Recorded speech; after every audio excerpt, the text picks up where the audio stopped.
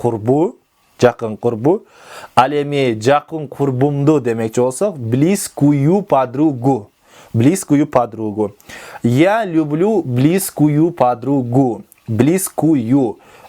Женский родто ого же его кошпойбуз. Демек кандай аканчаны кошот экенбиз? Ую. Я люблю близкую подругу. Мен жакын курбумду жакшы көрөм. Андан кийин новая квартира. Новая квартира. Жаңы квартира. Ал эми жаңы квартираны демекчи болсок, новую квартиру.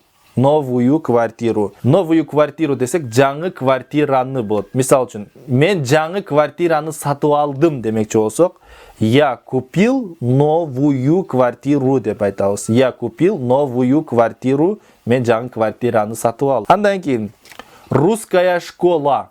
Русская школа. Орус мектеби. Ал эми орус мектебин эмнени дей турган болсок, русскую, женский родто ую коебуз. Русскую школу. Мен орус мектебин бүттүм десек, демек я закончила русскую школу деп айтабыз. Я закончила русскую школу. Мен орус мектебин аяктадым. Я закончила русскую школу. Андан кийин, например, умная девушка десек, акылдуу кыз. Умная девушка, акылдуу кыз.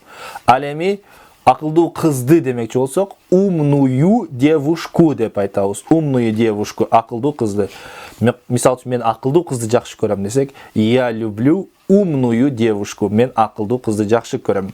Старая женщина, картаң аял. Ал эми картаң аялды демекчи болсок, старую женщину. Мы поддержали старую женщину. Биз картаң аялды колдоп койдук. Старую женщину. Ую женский родто, демек ую деген аканчаны кошобуз. Например, моя мама десек, менин апам. Моя мама, менин апам, менин ненем.